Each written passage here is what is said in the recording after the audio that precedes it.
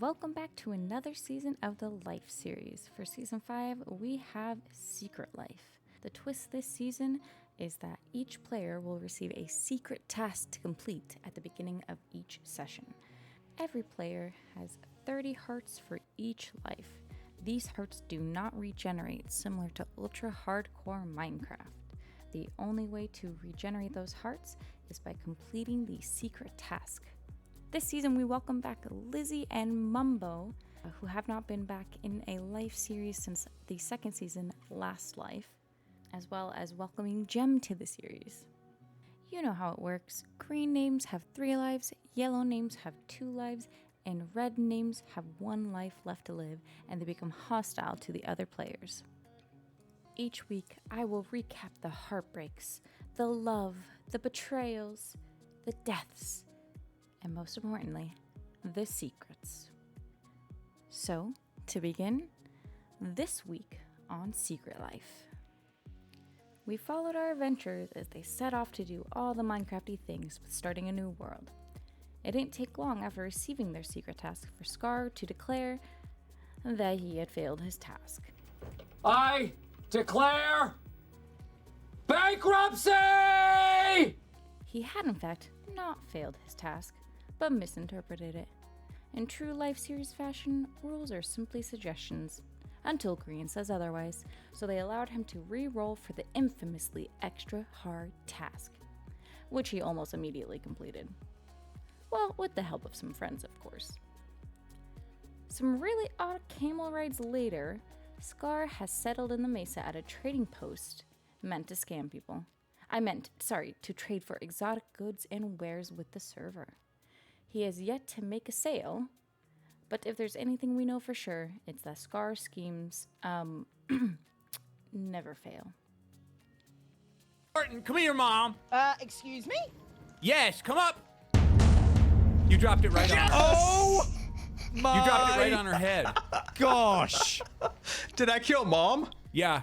In the other end of the mesa, a cursed boy lives. But hey, maybe this will be the series to break the curse.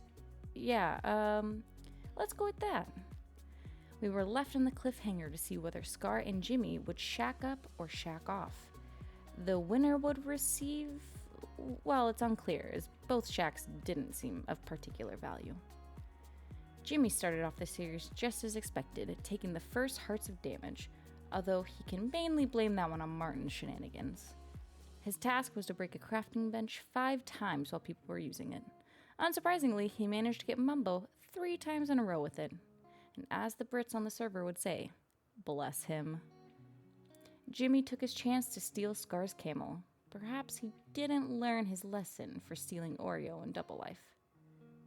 Scott seemed particularly unhappy with the potential pairing of Scar and Jimmy, worrying that both their series would end within minutes.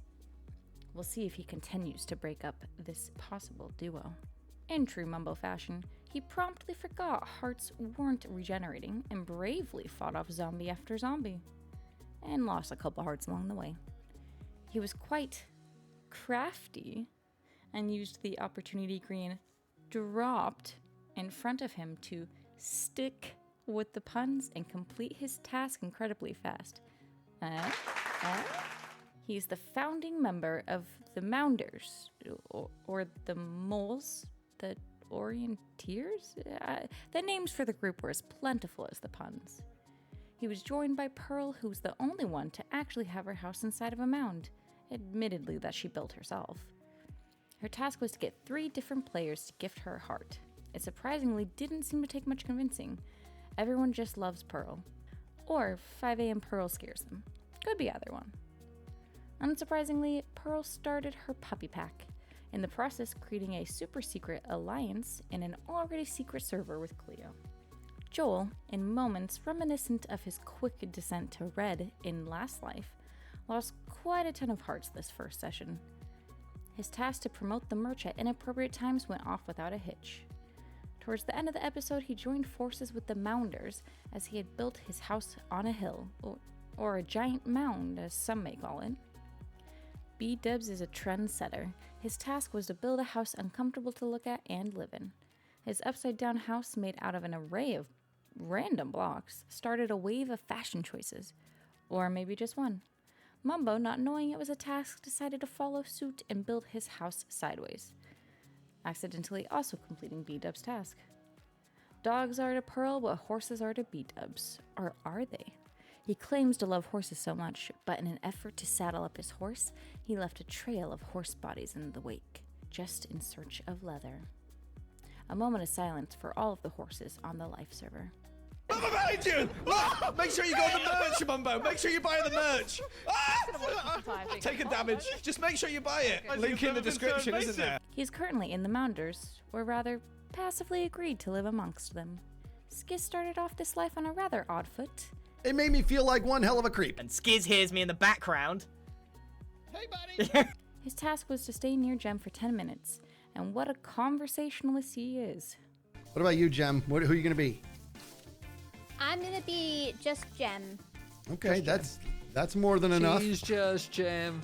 Surprising absolutely no one, he teamed up with Tango, completely of Tango's own volition, and not because everyone else was taken. Those two on a love island is bound to cause some trouble. The Heart Foundation is open for business. Cleo was briefly a member of the Heart Foundation, but after finding out the name, promptly left them for Etho, giving us this classically British fight. Good day to you, sirs. Good day. I'm going to follow you because I need to get my dogs, but... Any retaliation may bring into question the Heart Foundation's non-profit status. Tango obtained quite possibly the easiest task of the Life series, to get Scar to talk about Star Wars. What's the backstory of... Yeah, quiet. So... After the loss of Cleo from the group, they attempted to woo Bdubs. I'm not even sure if Bdubs actually knows if it was successful. No one really knows who Bdubs is allied with. We saw Cleo build a unique house on top of Lizzie's to complete her challenge. She almost caught Etho in his secret stealings of beds. However, with a little questionable timing, he snuck in a button push to finish his task before too many questions could be asked. The duo has no name currently, but they will be sure to leave other players reeling with scathing comments. Lizzie set off in search of cherry blossoms and a book to write a poem for Joel to complete her challenge, which delivered us this absolute incredible line. You're amazing up my mind, with your fabulous behind. After serving Cleo an eviction notice, she set a date to burn the structure entirely to the ground next episode, because fire on the Life server has never gotten out of hand before. Despite declaring her love for Joel, Lizzie remains single and ready to mingle when it comes to looking for allies, even though she forced Pearl and Joel to fight for her heart, and Pearl won. Jem, Scott, and Impulse are a trio up on the Cherry Blossom Hill, forming a band called Jem and the Scots. If you're confused, Impulse's name is also Scott. Who would have guessed? In a rather wholesome task, Jem had to convince someone to take a leap of faith without taking any damage, thus the diving board was born. Or a plank to walk on. I guess it depends on your standing with the band. She had a lot to put up this week, with not one stalker, but two. Scott had to create a base encroaching on another's house. Too bad for Jem, she's a faster cottagecore builder than Impulse. Impulse, had a personality change in which he preached the good word of the cherry blossom.